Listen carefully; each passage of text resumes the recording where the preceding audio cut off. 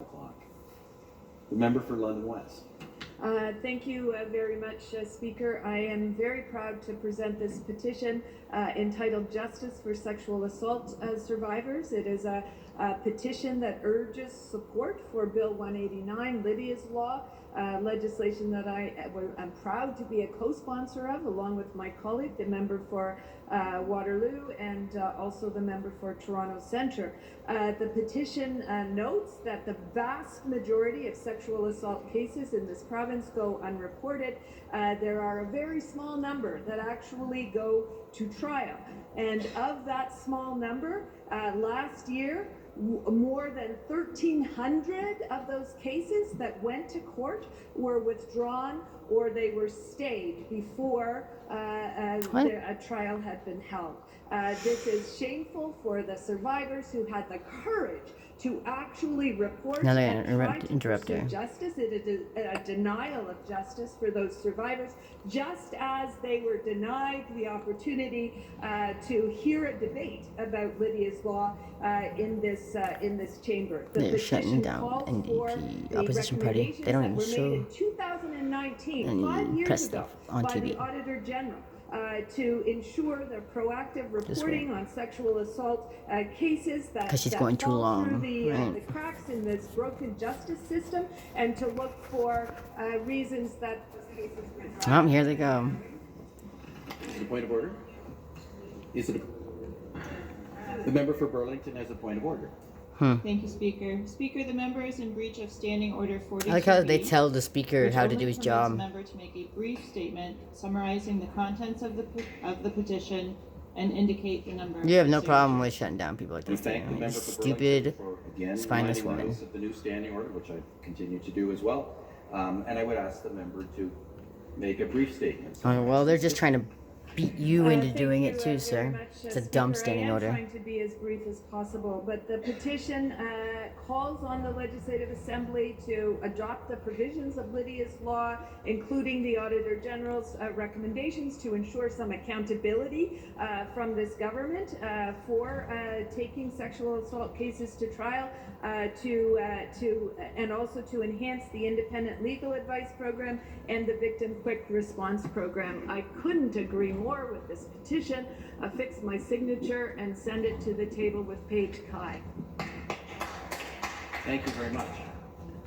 You don't see petitions really from them, The member for unless they Parkdale say, High Park. keep Thank doing you, what the Speaker. government's doing. I have a petition here titled Justice for Sexual Assault Survivors, and They used to it calls also on the have the time right Legislative here before. Assembly to pass Bill 189 called Lydia's Law that has been put forward by the official opposition NDP.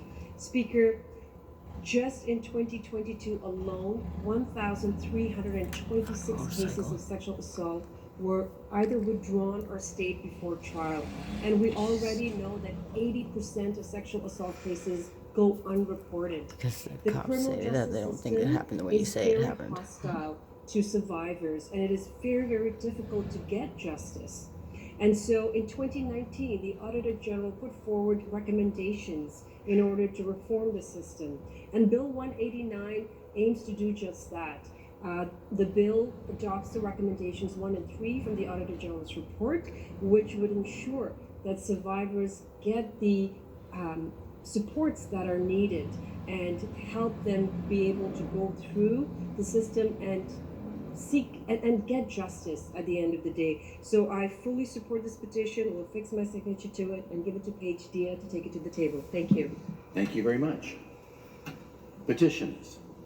The member for Hamilton West, Ancaster Dundas. Thank you, Speaker. I have a petition here entitled Justice for Sexual Assault Survivors, Lydia's Law, and I certainly hope, Speaker, that the MPP for Burlington doesn't rise on a point of order and try to silence women's voices again Oh, they will. in this House. Oh, there they go. Summary of the petition, so please summarize. Oh, okay, there's another And I think the PCP. women of Ontario hope that they won't be silenced because this bill. Ask the member to summarize the petition. Okay. So this bill is the bill was response to the Auditor General's recommendations from 2019. So that is how many years now under this government's watch that 5 years. these recommendations weren't implemented. We 'Cause they know don't care about women. 1,326 Isn't that funny? cases were thrown out? How many would have not gone unheard? Women would have seen the justice they deserve under this government had this government acted to enact the Auditor General's recommendations. for women, It is though. our It just intent, does and I would performative hope it would be the bills. government's intent to support this petition so that we can keep women safe and so that they can seek justice in this province and in this house. It hasn't happened, and I'm hoping maybe the government will see, we'll see coming to the light that this is not the way that we respond and we respect women who are survivors of sexual assault in this province. Not what they want it to be. Thank you very much.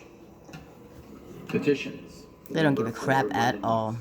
That guy Thank doesn't you, even sit there. Very much, Speaker. I would like to thank my constituent Carl Kelly, who is a prostate cancer survivor and an active volunteer in the London Prostate Cancer Support Group, who provided me with signed copies of petitions urging this government to ensure OHIP coverage for PSA testing. And the petition notes that prostate cancer is the most common cancer to affect Canadian men. It notes that early detection of prostate cancer saves lives, and that PSA testing is a critical screening tool to enable that early detection.